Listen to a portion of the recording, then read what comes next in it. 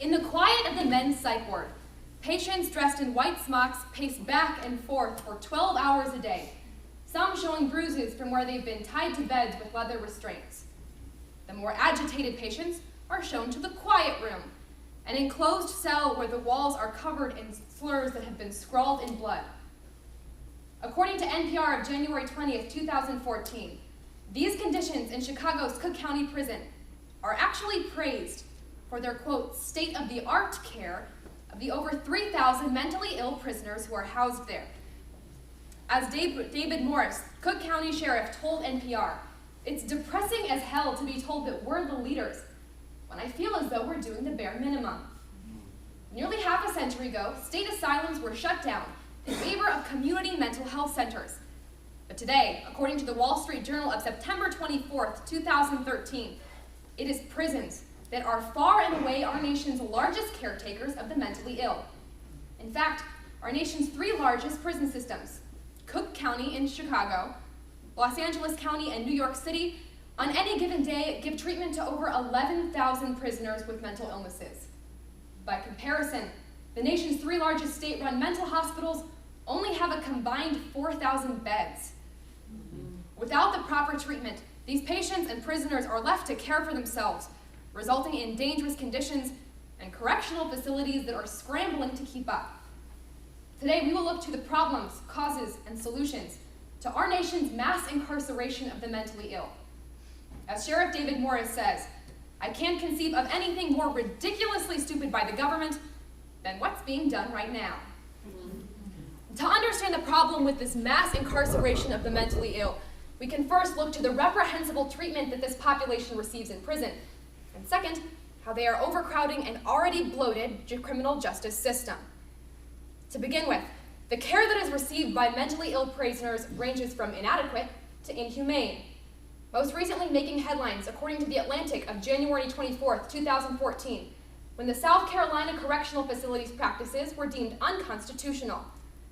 This occurred after an incident in which a non-violent, paranoid schizophrenic inmate was sentenced to 11 days of solitary confinement with no supervision. After this time, the inmate was found unresponsive, lying in his own vomit and excrement next to 11 days' worth of untouched food. Worst of all, this incident was deemed unsurprising, and according to a 2013 Department of Justice report, prisoners who suffer from mental illness are more than twice as likely to be put in solitary confinement, bullied by guards, and sexually victimized by fellow inmates. The lack of treatment and access to care that is available in prisons has created environments that are increasingly unsafe, both for prisoners as well as staff. Second, a major problem that comes along with the incorporation of the mentally ill into the prison system comes that it is overcrowded and already bloated justice system. The aforementioned NPR article notes that because of the lack of accessible public treatment, more and more mentally ill individuals are causing small public crimes, such as public disturbances. And while they may be small in nature, these crimes ultimately clog up the court system, which in the past decade has added an average of 8 days that individuals must wait for a court date. And this wait costs an average of $10 million for taxpayers each year. In addition, prisons, unlike mental hospitals, are required to release prisoners after they've served their sentence, whether or not the mental illness that got them there has been treated or addressed at all. Because of this, the California Department of Corrections reports an 80% recidivism rate for mentally ill offenders, the highest repeat offense rate of literally any population. Moreover, according to the nonprofit Integrated Recovery, which works to serve the mentally ill, it estimates that one-time comprehensive mental health treatment in a clinic costs about $12,000. However, when individuals go untreated and almost invariably land back in prison, the annual cost of rebooking, trial, arrest, and incarceration comes out to $96,000 a year in public costs. By treating mentally ill offenders the same as everyone else, we have created a system that both wastes money and perpetuates crime. Judge Michael Baxley, who recently ruled against the South Carolina Corrections Facility, wrote in his decision that the average incidence of mental health issues in inmates is 20%. He notes that if 20% of prisoners had advanced cancer and prisons had non-existent cancer care, the public would be outraged. And yet this is the case for for mental illness. The causes of this issue lie first with the defunding of mental health clinics, and second, with the lack of effective structure and personnel that is available within prisons. In the 1970s, state asylums were shut down in favor of local clinics and community centers that were intended to take over the burden of care. However, increasingly, these institutions, which work to divert mentally ill individuals from ending up in jail, are having their budgets slashed. According to the New York Times of September 2nd, 2013, last year alone, 6 of Chicago's 12 mental health clinics shut down, leaving the South Side with no facilities whatsoever. Nationally, this trend is explained by CNN of January 14th, 2014, which notes that while the overall prison population has decreased by 5% in the last decade, during that same time, the mentally ill population in prison has risen by 15%, as these individuals who have no other facilities to care for them ultimately flood into prisons. This leads us to our second cause, that prisons are ill-prepared to deal with this influx of mental illness that they're currently facing. Prisons are not designed to provide inmates with mental illness, with the privacy and observation and care that they need. In fact, most prisons do not employ any doctors or nurse as members of permanent staff. And without direct doctor's orders, prisoners can't be compelled to take any medication at all.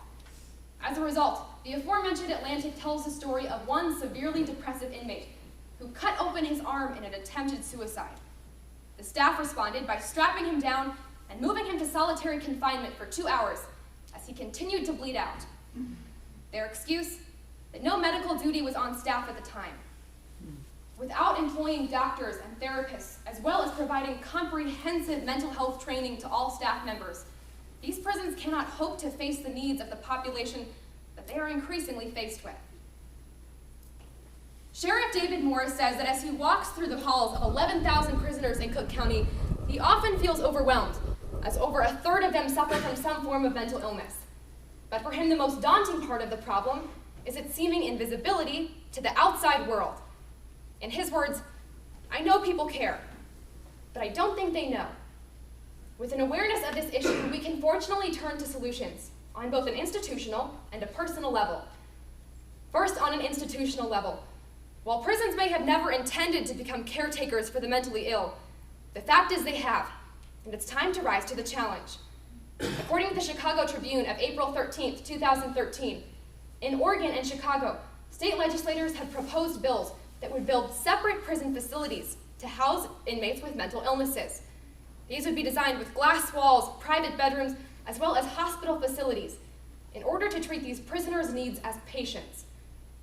On a local level, the Omaha World-Herald of February 4th, 2014 explains that here in Nebraska, we have the second most crowded prisons in the nation, with our system operating at 155% capacity. In light of this, State Senator Brad Ashford has proposed 2 legislative bills, number 907 and 999, which aim to target the creation of a rehabilitation and treatment programs directly towards mentally ill prisoners, as an effort of diverting them from landing in prison, as well as facilitating their rehabilitation back into society in an attempt to reduce the recidivism rate. It is our responsibility to contact our state legislatures and urge them to support these bills, as any measures that go to promote treatment have the power to break cycles of crime and make these institutions safer environments for everyone. Second, on a personal level, it's our responsibility to support the services of local mental health clinics as a preventative source of this issue.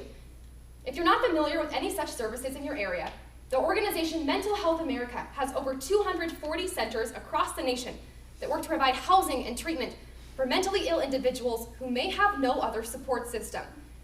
At their website, mentalhealthamerica.net, you can type in your zip code and be directed to the nearest center in your community.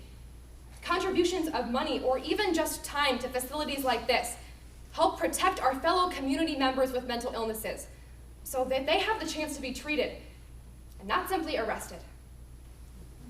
All too often, national conversations about mental illness only occur in the wake of terrible crime.